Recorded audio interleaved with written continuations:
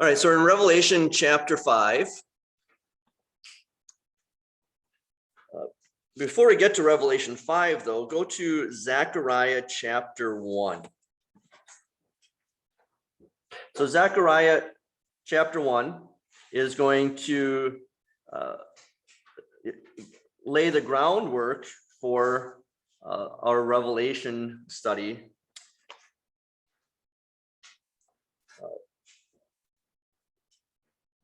All right, starting with verse 7. On the 24th day of the 7th month, that is the month of Shabbat, in the 2nd year of Darius, the word of the Lord came to the prophet Zechariah, son of Berechiah, the son of Iddo. I saw a vision at night. In it I saw a man seated on a red horse, standing among myrtle trees in a ravine. Behind him were red sorrel and white horses. So I asked my Lord, what are these? The angel who was speaking with me said to me, I will show you what these are. Then the man who was standing among the myrtle trees answered, these are the ones the Lord sent to range throughout the earth. They reported to the angel of the Lord who was standing among the myrtle trees, we have ranged throughout the earth. Look, all the earth is resting and quiet. Then the angel of the Lord said, Lord of armies, how long will you withhold compassion from Jerusalem and the cities of Judah? With whom were you indignant these 70 years? The Lord responded with kind and compassionate words to the angel who was speaking with me. So the angel who was speaking with me said to me, proclaim this. This is what the Lord of armies says. I am very zealous for Jerusalem and for Zion, and I am exceedingly angry with the nations that are complacent. When I was angry only a little, they added to the evil. Therefore, this is what the Lord says. I have turned to Jerusalem with compassionate feelings. My house will be built in Jerusalem, declares the Lord of armies, and the measuring line will be stretched out over Jerusalem. Proclaim also this. This is what the Lord of armies says. Once again, my towns will overflow with prosperity. Once again, the Lord will console Zion. Once again, he will choose Jerusalem. All right, then you can go to Revelation chapter 5. And the reason I wanted to read that is, again, everything we read in Revelation is found elsewhere in Scripture. So here in Zechariah chapter 1, you have a vision of horses. It's not going to be the same amount of horses and so forth and riders, but the idea is there of this vision already. And the idea of that vision is God is bringing judgment on the people. And that's what we're going to see with the seven seals.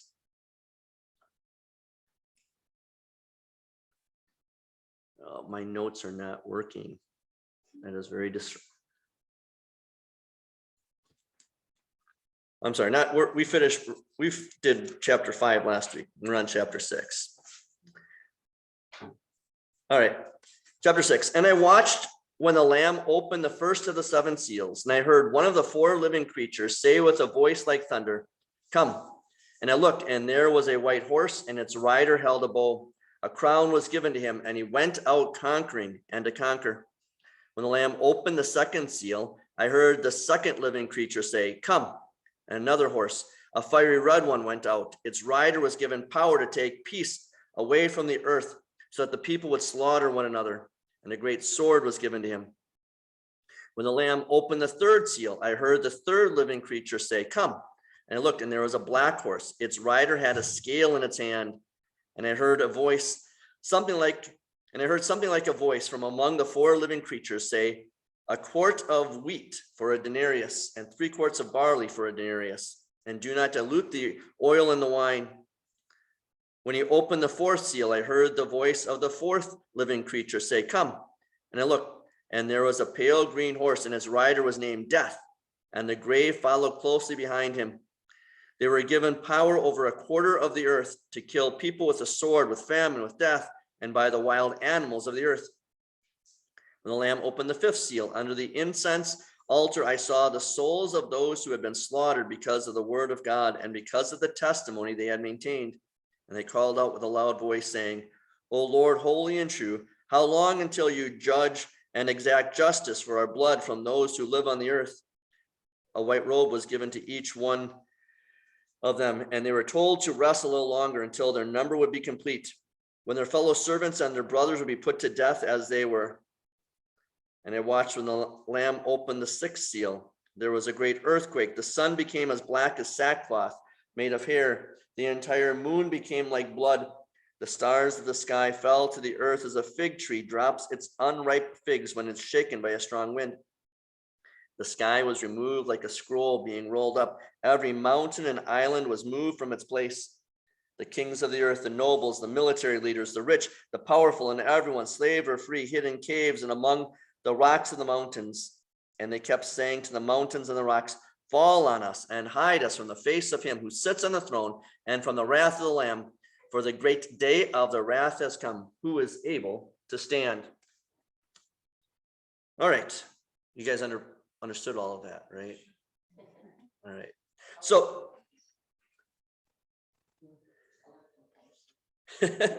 what we see, what I've got up here again on the screen is the picture of the Lamb with the 7 seals. So that's the picture of Jesus here.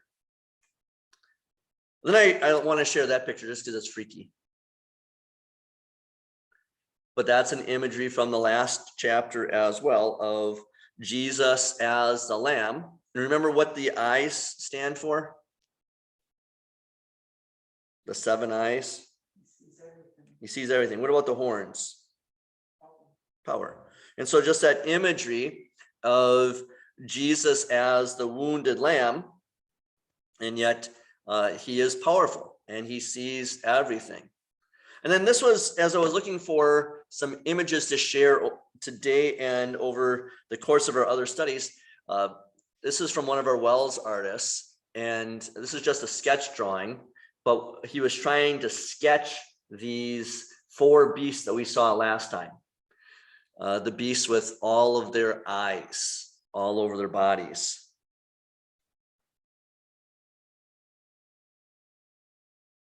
Okay. All right, then we get to the imagery of the 4 horsemen. All right. So there, what is the first horseman? What color is it? White. All right, so go then to Matthew chapter 24.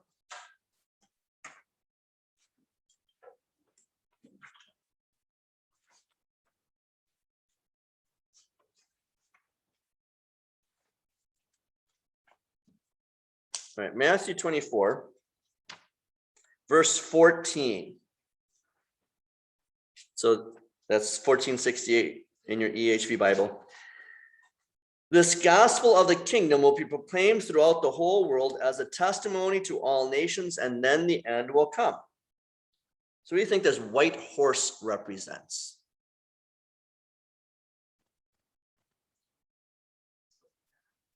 Yeah, this is Jesus going out into the world preaching the gospel. All right. So as we go through these horses, I'm going to ask you then at the end, when we see these horses, where do you see them now in our culture? All right. The second horse, what color is it? Red. Then go to verse 4 of Matthew 24. So the disciples are asking about the signs of the end times. Jesus answered them, watch out that no one deceives you, because many will come in my name saying, I am the Christ, and they will deceive many people. You will hear of wars and rumors of wars. See that you are not alarmed, because all these things must happen, and that is not yet the end. Nation will rise against nation and kingdom against kingdom. There will be famines and earthquakes in various places, but all these things are only the beginning of birth pains. Then they will hand you over to be persecuted, and they will put you to death. You'll be hated by all nations because of my name. Then many will fall away from faith. They will betray each other and hate each other. Many false prophets will appear and deceive many people. Because lawlessness will increase, the law of many will grow cold, but whoever endures to the end will be saved. All right, so looking at this red horse, who or what is it? No. Now, look at it, they kind of line up with what we just read then in Matthew 24. And what does this horse do? The rider on the horse do? What's that?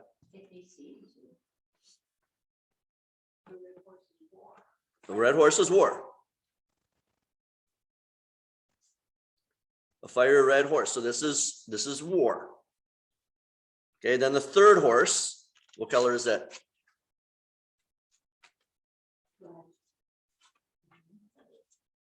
Okay, black.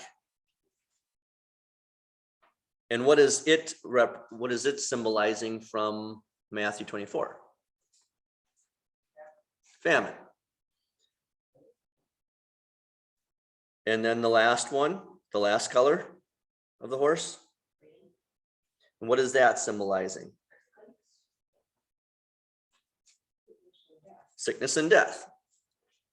All right. And so what you're seeing here, and so this is one of the famous paintings. When you look up the Four Horsemen of the Apocalypse, this is what always comes up.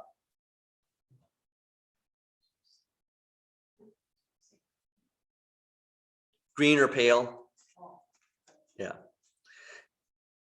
All right, so this is the symbolism. So then with the red horse, where do you see war in our world, in our culture right now? Not just our culture, but I guess in our entire world.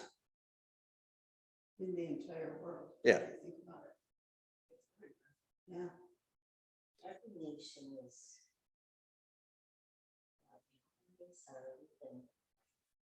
hating us, our allies. Middle East is what you're fishing for, right? Well, Middle East, but it doesn't have to be just the Middle East. It can be, yeah, well, that's the Middle East, but Heard a lot about China yeah. this morning.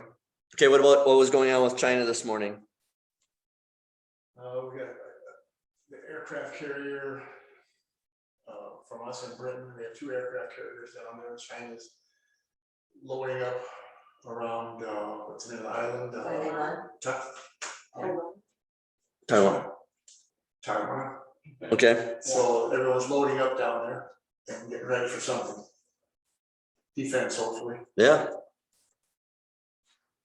Okay. Yep. So there's definitely wars or there's rumors of wars.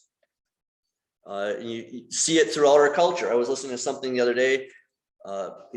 Someone was complaining about, America is on stolen land from those that were Native Americans here. And what they don't really understand is, the Native Americans just kept not stealing it, but they would conquer each other. Okay, that's the way in the history of our world that people come to power, is they take land from those that can't defend it. And they brought up, the person I was listening to brought up, if China would attack us and then as a nation and we can't defend ourselves, and now we're all like Chinese Americans, we're just Chinese because they took over. Well, we can't just say, well, this used to be our land, so you need give it to us. It doesn't work that way, right? There's always war and rumor of war. What's the next rider?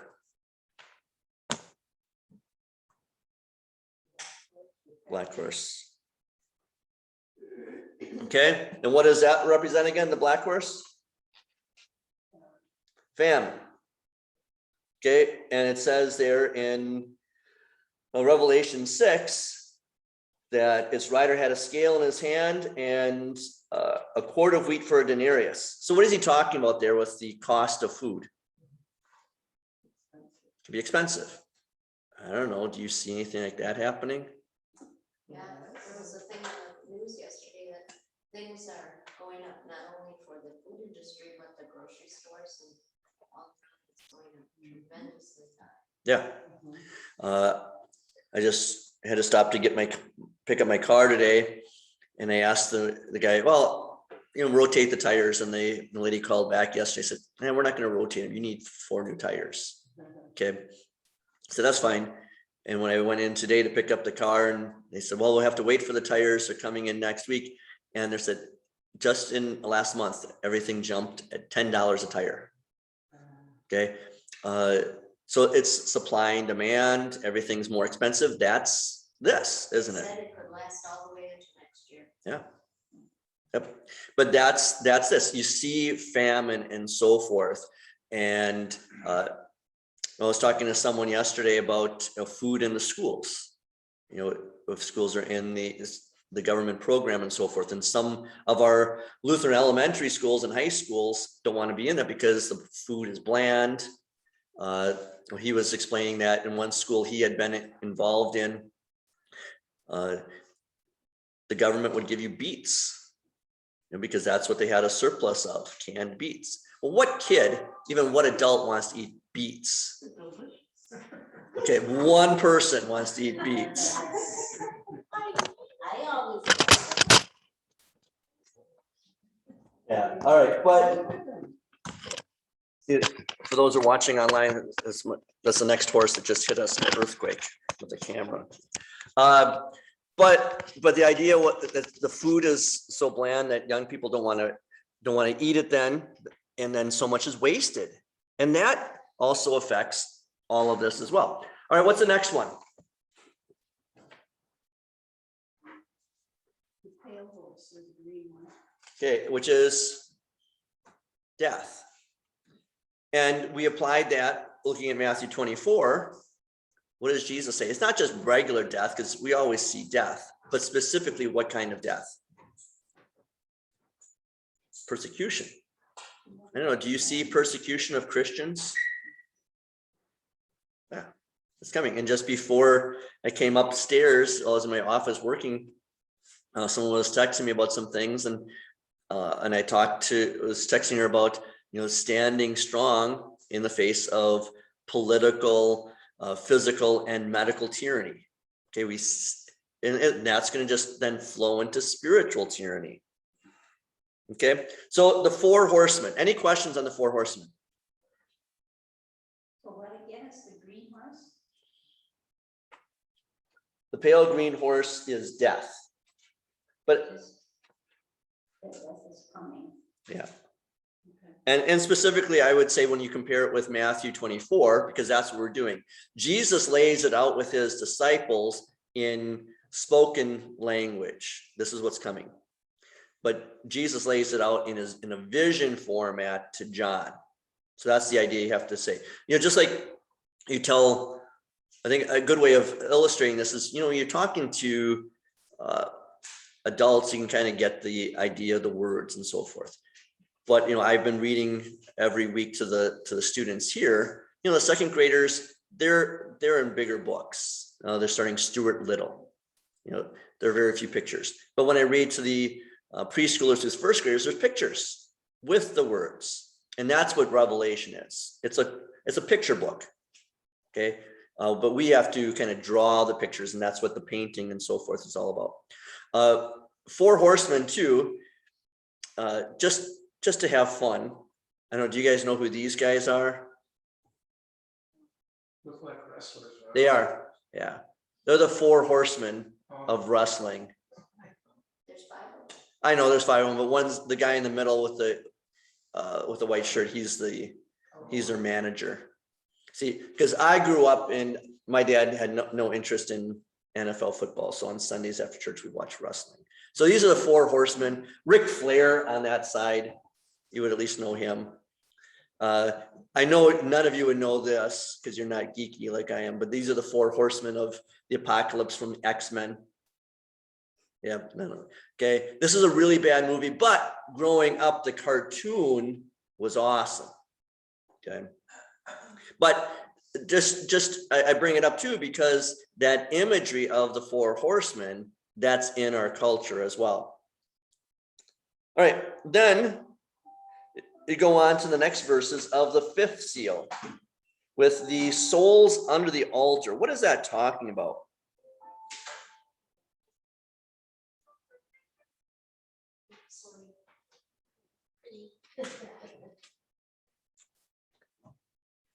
So you see in verses 9 through 11, the Lamb opened the seal, and under the altar are the souls of those who have been slaughtered.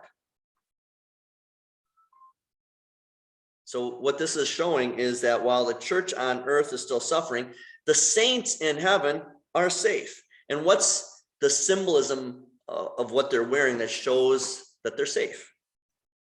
The white robes. The white robes. Yeah. What does the white robe symbolize? Washed away. Our sins are all washed away. Our sins are washed away, the white robe of baptism. Okay, the white robe of confirmation. The white robe, the white wedding dress that a bride wears, she comes down the aisle. That's all that same imagery. The number, what does that mean when it says, and they were told in verse 11 to rest a little longer until their number would be complete, when their fellow servants and their brothers would be put to death as they were? What does that mean? The number is complete.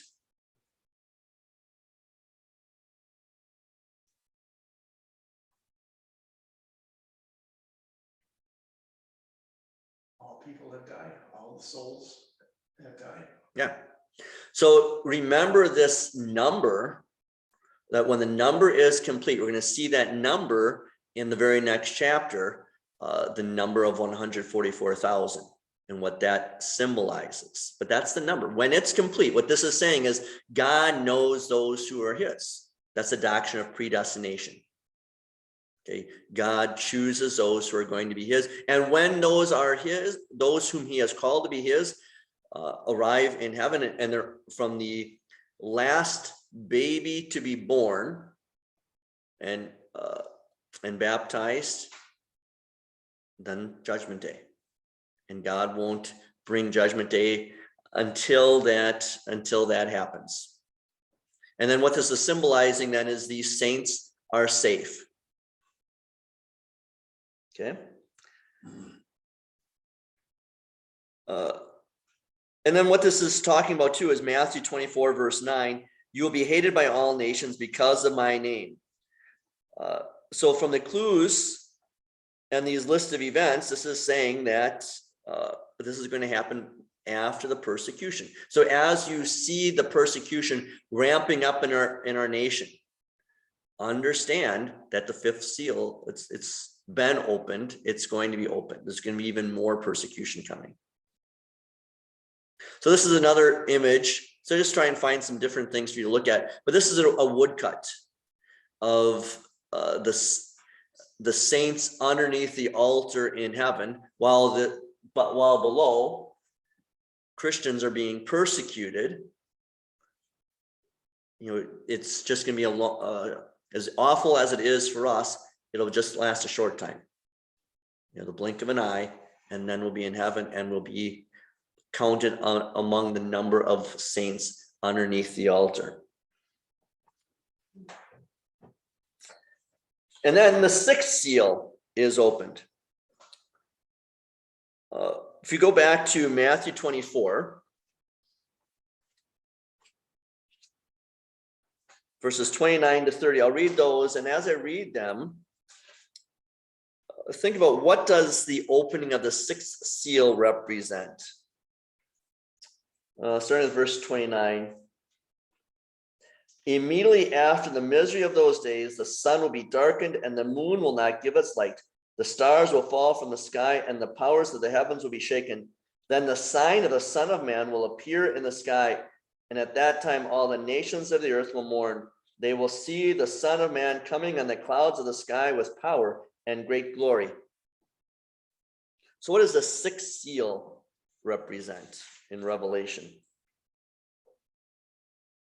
There was a great earthquake. The sun became as black as sackcloth made of hair. The entire moon became like blood. The stars of the sky fell to the earth as a fig tree drops its unripe figs when it's shaken by a strong wind. The sky was removed like a scroll being rolled up. Every mountain and island was moved from its place. What is it talking about? The last day. So the sixth seal is the now judgment day is here. The judgment day. So the seals, you know, imagine a seal on a scroll. And each one you peel off and you read a little bit more of it, and these are things that are going to happen. And this is getting steadily worse and worse. Now you get to that sixth seal. And again, much of the description of what we see in Judgment Day is taken from the Old Testament prophets as God mentions what he's going to do to his enemies.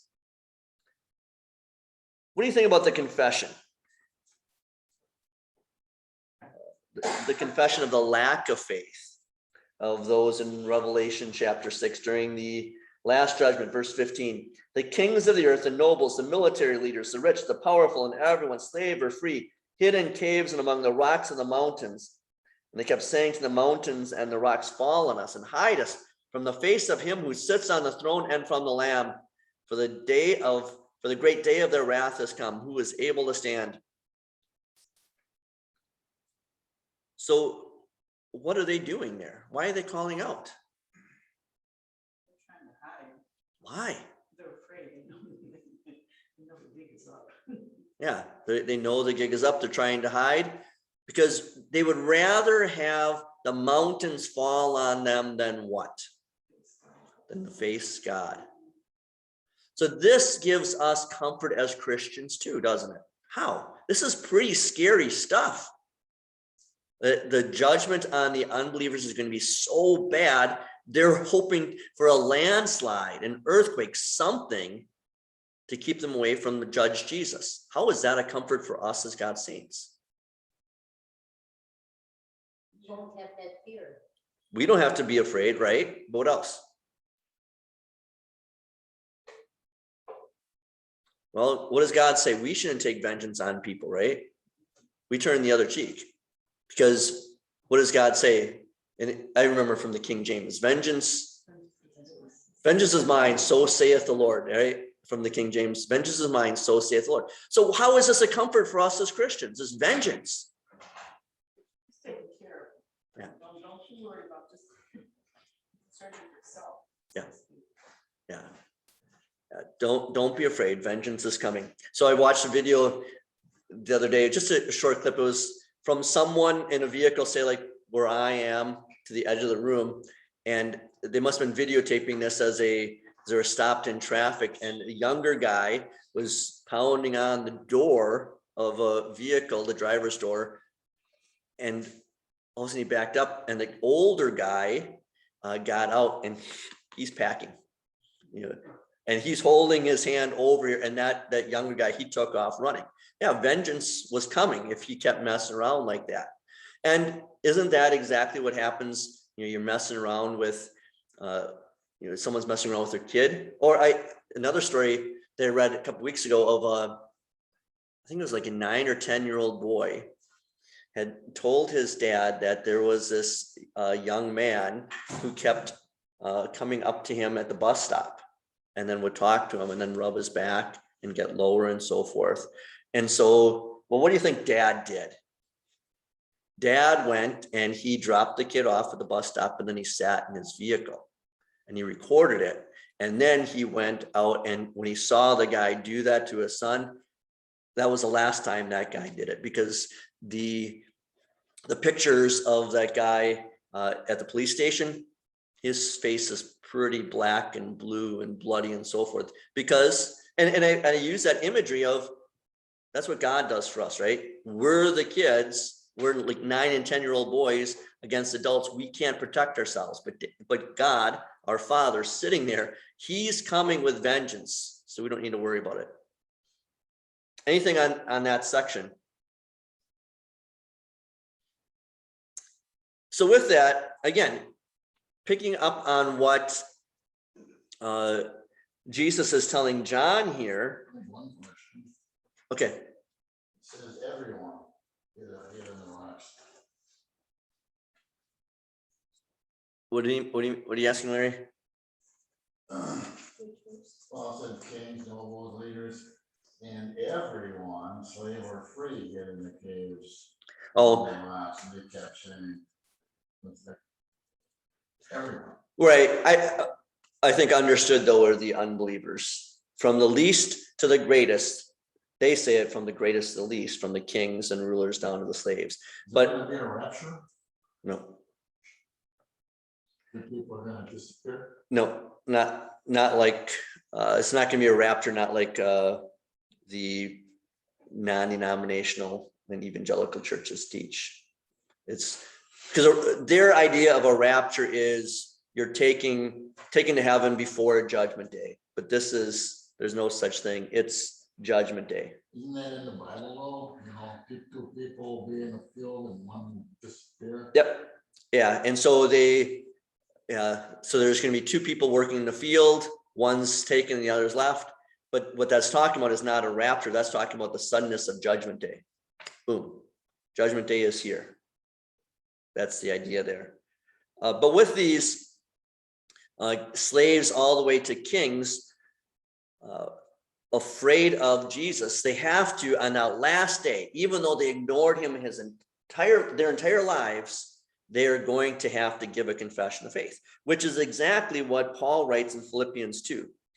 Therefore, God also highly exalted him being Jesus, and gave him the name that is above every name, so that at the name of Jesus, every knee will bow in heaven and on earth and under the earth, and every tongue will confess that Jesus Christ is Lord, to the glory of God the Father. So unbelievers will mourn when they see their God. They will confess that God and his son, the Lamb, are real, but it's going to be too late. They could have made that confession as a confession of faith and then been with us and the rest of the saints under the altar. But instead, they're hiding with the rest of the unbelievers. So one last thing before we move on to the next chapter, how should we feel about persecution coming into our lives?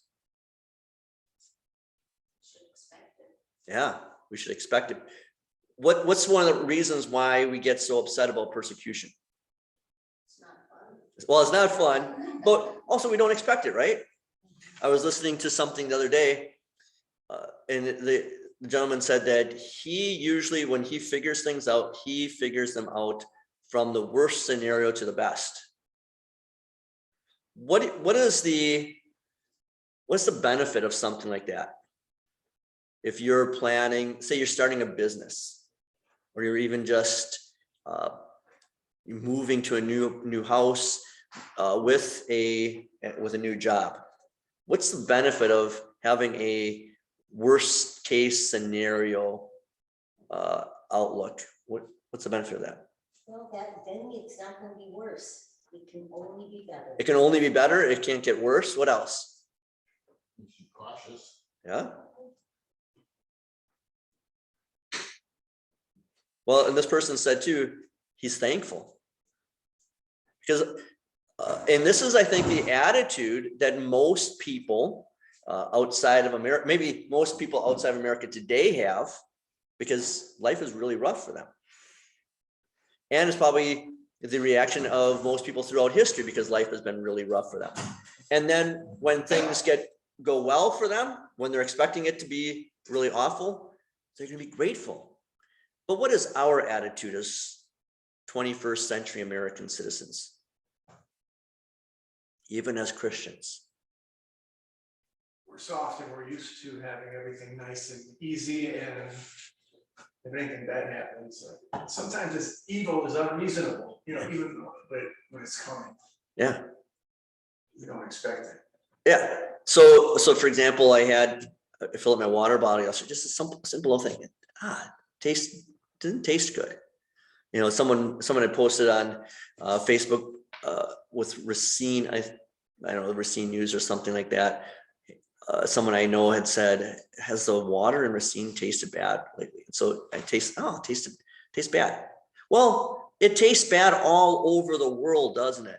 Where people are walking in Africa miles to go get some water from a muddy water hole and try and bring it back and boil it and clean it. And I'm going to complain about. An article a few years ago said Racine has some of the best water in the country. Yeah, but just a simple thing like that, or even foggy.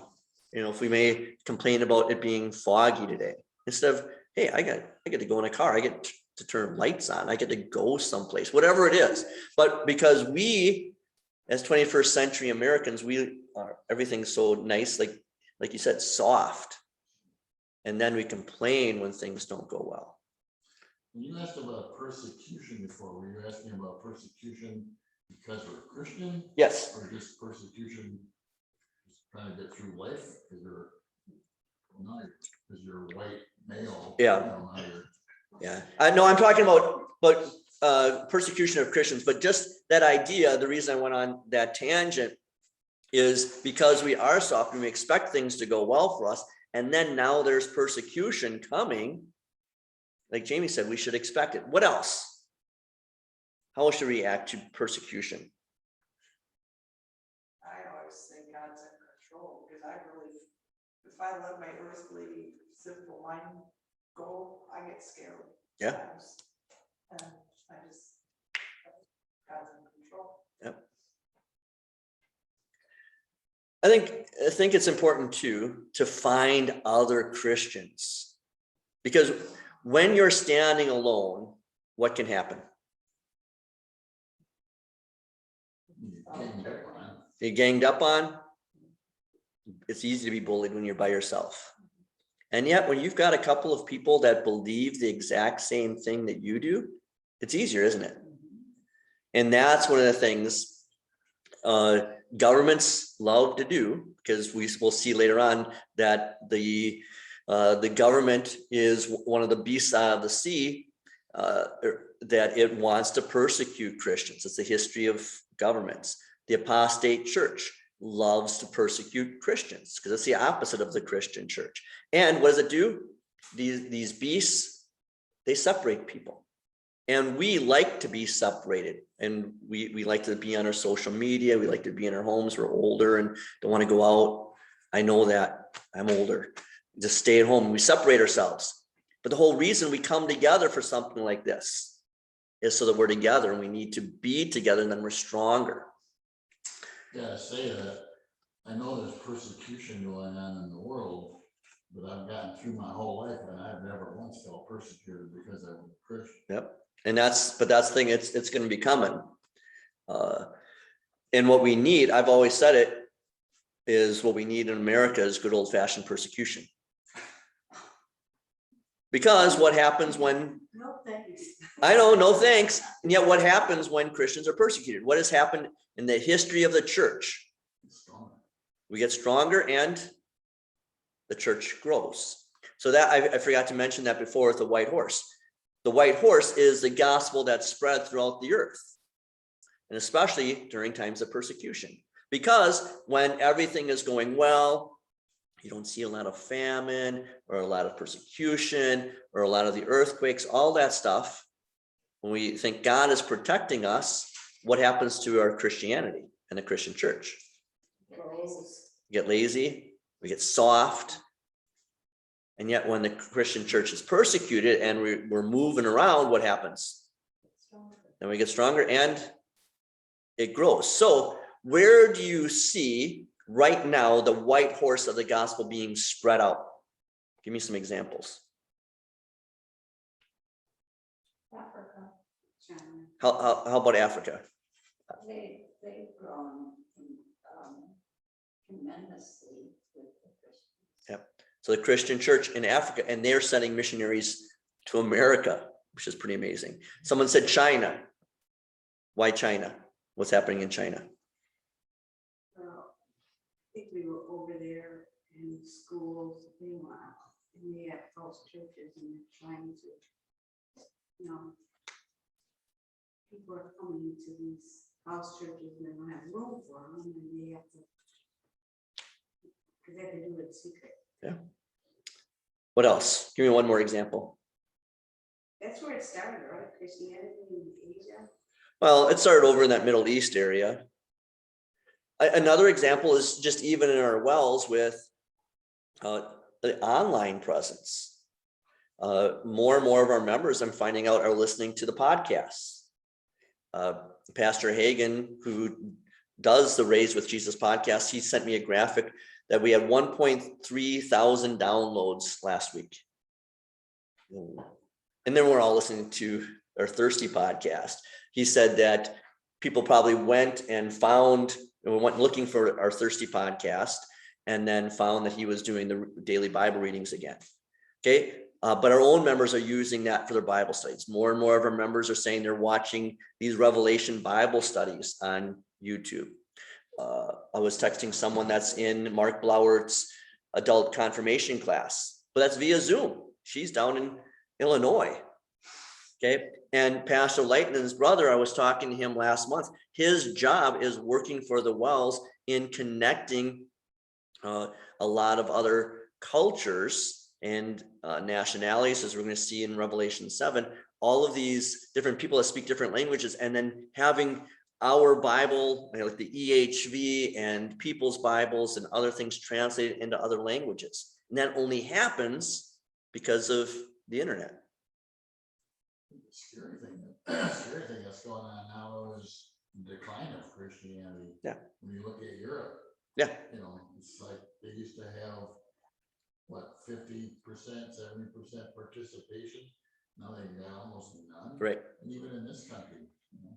They said the fastest growing religion in the States is Islam. Yep. Um, It is. And then they brought in a couple million Muslims, you know, into Europe from Syria and everything else. Right. And so where you see Christianity decreasing in Europe and America, then you see, well, if they're going to, again, using biblical imagery, Jesus tells the disciples, if they're not going to, when he sends out the disciples in groups of 2 to different towns, and he says, if they're not going to welcome you, shake the dust off of your feet, go somewhere else.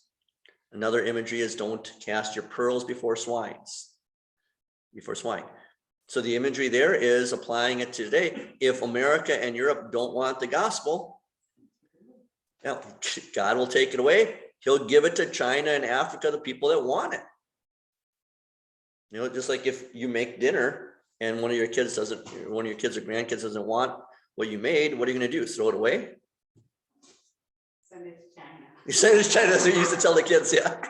No. Hey, one of your other good grandkids likes the food you made, give it to him or her, right?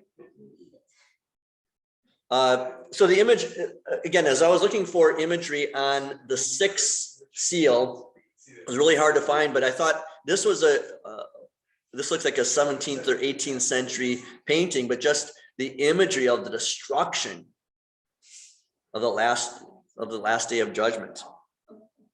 The last thing then about persecution. How should we feel about the prospects of persecution? Acts 5:41. The apostles left the Sanhedrin rejoicing that they were considered worthy to suffer for the name of Jesus. We should rejoice when persecution comes. Because if persecution doesn't come, it's maybe because they don't know we're Christians. James, consider complete joy, my brothers, whenever you fall into various kinds of trials, because you know that the testing of your faith produces patient endurance. And so there, because we're being persecuted, we're stronger in our faith. Okay, then let's get to Revelation chapter 7. This one's a lot more familiar. You read Revelation 7 a lot for, we'll hear it again, All Saints Day, November 1st, Saints Triumphant, the 3rd Sunday of End Times. John says, after this, I saw 4 angels who stood at the 4 corners of the earth.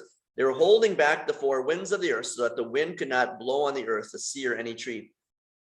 And I saw another angel coming up from the east who had the seal of the living God. He called out with a loud voice to the 4 angels who were given power to harm the earth and the sea. He said, do not harm the earth, the sea, or the trees until we have placed a seal on the forehead of God's servants.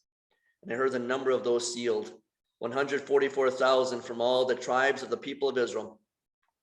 From the tribe of Judah, 12,000 were sealed. From the tribe of Reuben, 12,000. From the tribe of Gad, 12,000. From the tribe of Asher, 12,000. From the tribe of Naphtali, 12,000. From the tribe of Manasseh, 12,000. From the tribe of Simeon, 12,000. From the tribe of Levi, 12,000. From the tribe of Issachar, 12,000. From the tribe of Zebulun, 12,000. From the tribe of Joseph, 12,000. From the tribe of Benjamin, 12,000 who were sealed. After these things I looked, and there was a great multitude that no one could count from every nation, tribe, people, and language, standing in front of the throne and of the Lamb, clothed with white robes and with palm branches in their hands. They called out with a loud voice and said, "Salvation comes from our God who sits on the throne and from the Lamb." All the angels stood around the throne, the elders and the four living creatures. They fell on their faces before the throne and worshiped God, saying, "Amen. Blessing and glory and wisdom and thanks and honor and power and might belong to our God forever and ever. Amen." One of the elders spoke to me and said, "These people dressed in white robes, who are they and where do they come from?" And I answered him, "Sir, you know." And he said to me, "These are the ones who are coming out of the great tribulation. They have washed their robes and made them white in the blood of the Lamb. Because of this, they are in front of the throne of God, and they serve him day and night in his temple. He who sits on the throne will spread his tent over them. They will never be hungry or thirsty ever again. The sun will never beat upon them, nor will any scorching heat. For the Lamb at the center of the throne will be their shepherd. He will lead them to springs of living water, and God will wipe away every tear from their eyes." Okay, what is the seal of the living God?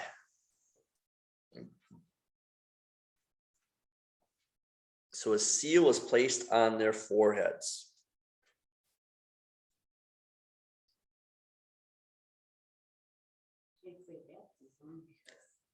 Well, that's what we're going to look at. So a seal marks something. Okay, with cattle and sheep, what do you put on them? A brand. Okay, with your kids, when they go to school and they all have the same backpacks and stuff, what do? Yeah. I was helping Shelly fold clothes on Monday, and I said, "Oh, with one daughter in the house, I can finally fold clothes again," because they're all four girls are exactly the same size. Their jeans all look exactly the same. Somehow Shelly has this magical mom gift, can know whose is whose. Dad, I'll fold my clothes, the rest of you do yours. But it would have made it easier if the girls would have had all the clothes look the same and then wrote on it, but they didn't.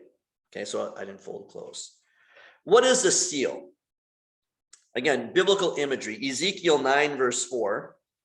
If you want to read Ezekiel 9 on your own, you can, but the Lord said to Ezekiel, "Go through the city, through Jerusalem, and put a cross mark on their foreheads of those who moan and lament over the abominations being committed in her." So the mark that's put on these people's heads is the Hebrew letter Tav, which later becomes the letter T. Well, what does a T look like? Cross. Cross. I was wondering if it had anything to do with the idea of the Ash Wednesday. Yeah, exactly what it is.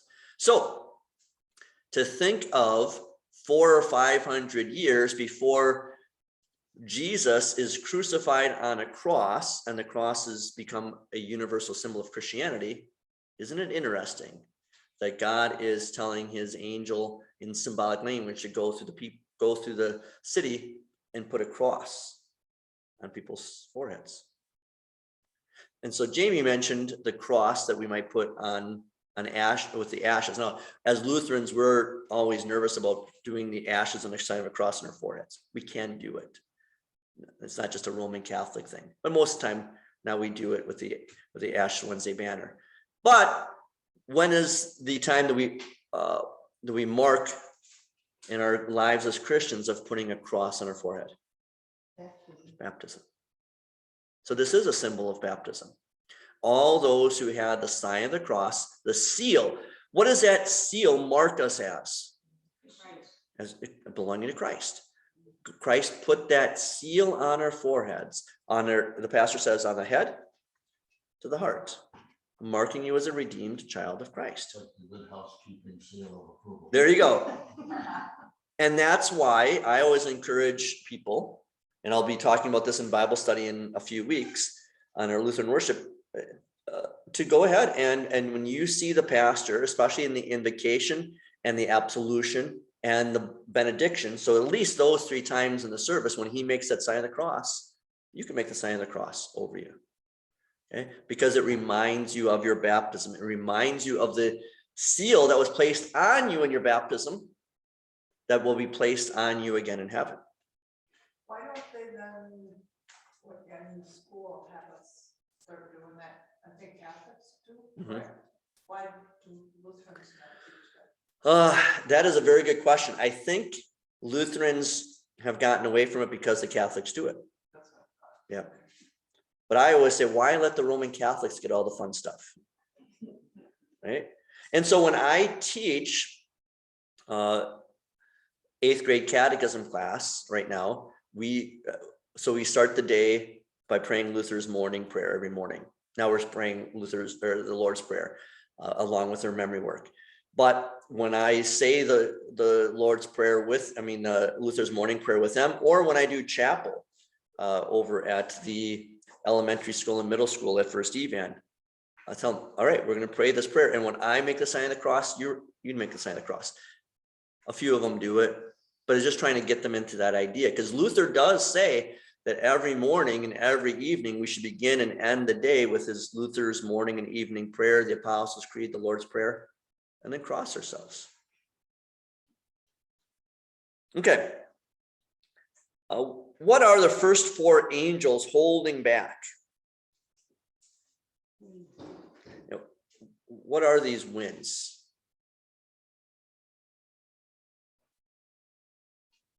It's the destruction that's coming. Again, Daniel 7 verse 2.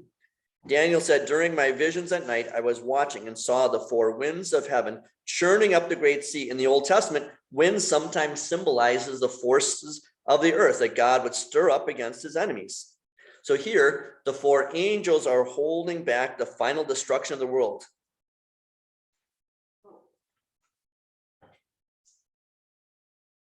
Destruction of the world, that is coming from the Lord. Mm-hmm. Yep, the destruction is coming from the Lord. The 4 winds, the 4 corners of the earth, 4 points of the compass. All right, 144,000. Does that mean there's only 144,000 Wells people in heaven? Only to the Jehovah's Witnesses. Yeah. What is this number? Is this a literal number? No. How do you know it's not a literal 144,000? What clues are given there? 12,000 for 12,000 for each of the tribes. And this is like really inside Old Testament stuff. Not all of these are the tribes of Israel either. I think it's Naphtali and Manasseh. I have to check, but two of them that are pictured here are the sons of Joseph. And Joseph did not have a tribe. Okay. But it's symbolism. 144,000. So what did we say the number 3 is before in Revelation? That's the number of God, the Trinity. What does the number 4 symbolize? Earth. Yeah, the directions, the earth, humanity. So when we add 3 and 4 together, what number do we get? 7. And 7 is the number of the covenant, God's promise. When you multiply 3 times 4 together, what do you get? 12. And what is 12 the number of? The tribes of the Old Testament and the apostles. So 12 is the number of the church. So what do you get? And then 10 is the number of completeness. So you take 12 times 12 times 10 times 10. No, I'm trying to do math in my head, so I'm getting myself up. That's right. Whew. All right.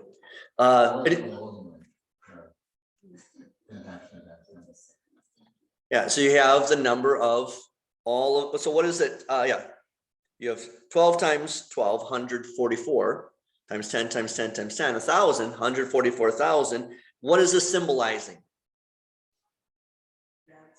All of God's people. That's it. All of God's people are pictured here. And how else do you know in verse 9? So here's another picture I found of all of God's saints around the throne. Just, I like that imagery. You can't even see the end. How else do you know, according to verse 9, that this is a symbolic number? John says, after these things, I looked and there was a great multitude that, but I thought I just counted them. Right? And where are they? Where are they from? This is so important. Everywhere, every nation, tribe, people, and language, everything that divides us, it's gone. Are these all the people that made it? Yeah. So there's a lot of people that make it. Yeah, there's a lot of people that make it to heaven, yeah. But it's one of the things I've been talking with my 8th graders about when we studied the Tower of Babel, and we talked about the beginning of races, but I showed them a video from Ken Ham of Answers in Genesis saying there are no races. I'm trying to get them because they're all different skin colors in 8th grade in our school. Say we're not different races. We're not Hispanic or Anglo or Black. We're all of Adam's race. That was even something that Ken Ham said, you know, when you get the census every 10 years, don't put down white or black or Hispanic or whatever, put down Adam's race and see what the government does with that. Because we're all, yeah, we're all part of the human race. But he's bringing everyone together. And where are they coming out of? Verse 14.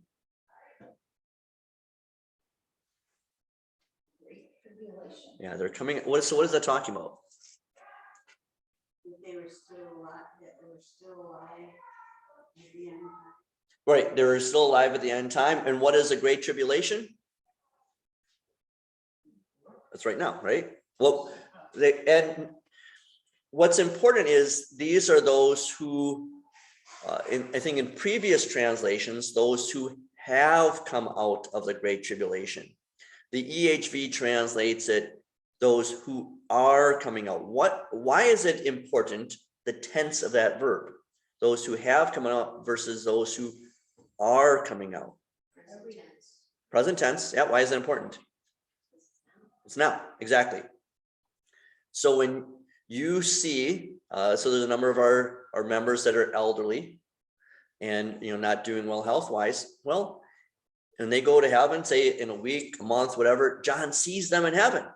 God sees maybe your spouse, or your parents, or your children. He sees them going to heaven because it's a present tense. It's not past and it's done. It's present and it's ongoing until judgment day. Just that tense of that verb is so important. Yep. Okay. So we have heaven now. Mm-hmm. And the tribulation has been going on since what, the beginning of earth? Yeah, since the fall into sin, the tribulation. Yep. Creation. Yeah. And so when Jehovah's Witnesses, the tribulations for 1,000 years. Yeah, we're gonna be looking at the 1,000 years in a little bit, but not quite yet. All right, any of you recognize this?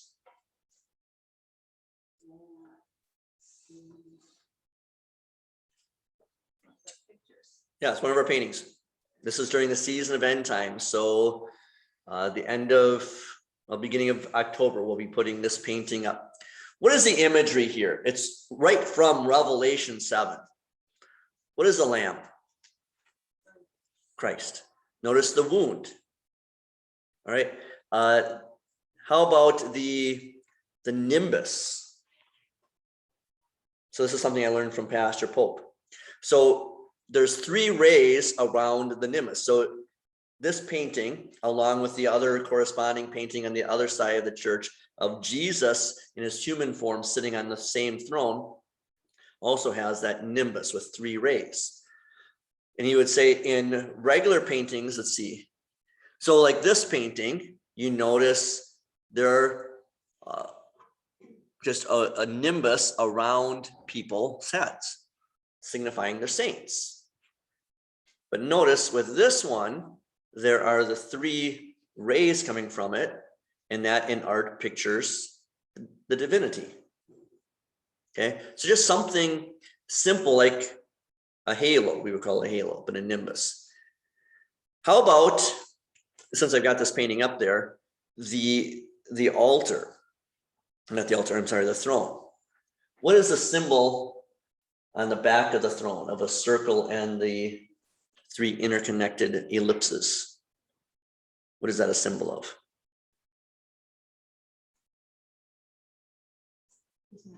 The Trinity. So a circle being united and eternal, but then the 3 interlocking like half circles. And then down at the bottom, I can't really see it with this painting, but if you've been to Greece, you've noticed this. It's down here, it's these waves. And actually, if you look at, I've seen it like in Congress and so forth, it's on the walls. They don't know what it is. But I learned this when I was in Greece, and that's why it's incorporated here. This is a symbol of eternity. It's a heathen symbol, but we can take heathen symbols and adopt them into Christianity too. Is just like the waves on a sea seem endless, and so that's why that's down there. Is that it's an eternal throne. Okay, and then carrying the banner, the Christian banner. So we have a flag in the back of our sanctuary, the Christian banner, very similar. And then the saints. How are the saints pictured here, like they're pictured in Revelation 7? What are they wearing? Okay, we symbolize the white robe as Christ's righteousness. The crown, what does that symbolize? Royalty. We're sons and daughters of the king, brothers and sisters of the king. The palm branches.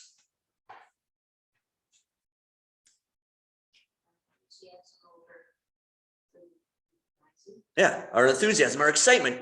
Palm Sunday, they're waving palm branches. Then you have the river of life that flows through. We'll see that in Revelation 21 and 22. And then New Jerusalem, the golden city with the tree of life in the background. Okay, but again, when you see this painting for a month, it's only for 4 weeks during end times. When you see this up there, that's imagery exactly from Revelation chapter 7. They use that in Isaiah, in the book of Isaiah, the New Jerusalem, the city. Just read it. Okay. Yeah, and again, the symbolism is elsewhere. And then the last part I want to focus on is right toward the end, those phrases.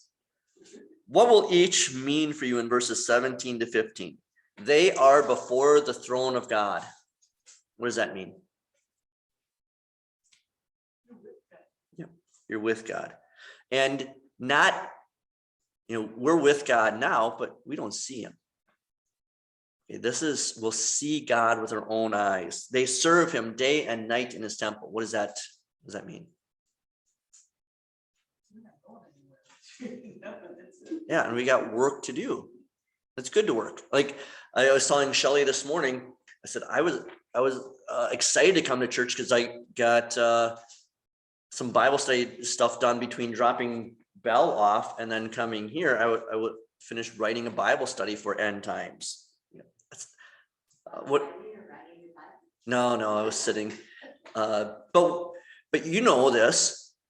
When you've got a job that you like to do it. And this is the job we like to do, serving Jesus. God will spread his tent over them.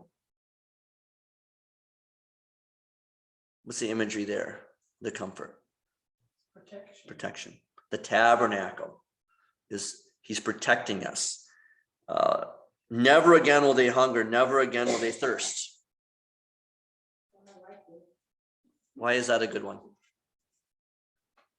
Well, I like it right now. Yeah. And we're never going to be hungry, never going to be thirsty. So we were driving to Bell's cross country meet yesterday, and Shell said, I got some food. Do you want some snap peas or some pistachios? I said, are snap peas fruit? She said, yes, they are. So well, then I'll eat them. And I obviously know they're not fruit, but she knows that I really detest vegetables. So if they're fruit, I'll eat them. Okay. But we don't hunger, we don't thirst. How about the sun will not beat upon them, nor any scorching heat? Won't feel any hardness or- You'll be comfortable. Yeah, you're gonna be comfortable, exactly. You know what? And the Lamb will be their shepherd, he will lead them to springs of living water. What's the comfort there? You don't have to make any decisions. You don't have to make any decisions, but what else? He's the leader. He's the leader. Yeah. Sheep are dumb, aren't they? It's stinky. And stinky, yeah. Yeah, and oily. You know, we raised sheep. I helped my dad shear sheep. And my job was always to catch the sheep. That was fun. But yeah, you get that oil because there's oil in that wool. And he would be shearing the sheep. You get that all over yourself. And but sheep, they'll drink anything, and even if it's awful water. Okay, he's going to lead us to the right water, to the right food, to the green pastures and the quiet waters. And the last verse, God will wipe away every tear from their eyes. Why is that such a comfort? No more sadness, it's just. Yeah. All the stuff we're going through right now and all the stuff that we expect to be going through, it's all gone. Because God will wipe away every tear from our eyes. All the mourning and sadness and pain that we put up with, it's gone. All right, anything else on Revelation chapter 6 or 7? All right, so you can read ahead. Because what I found, because I've done this with my own Bible study in Revelation, is to read through it, kind of figure out what it's talking about. And then when you go through it again, it makes it that much easier instead of just reading it cold the first time. All right. I was walking through Coles the other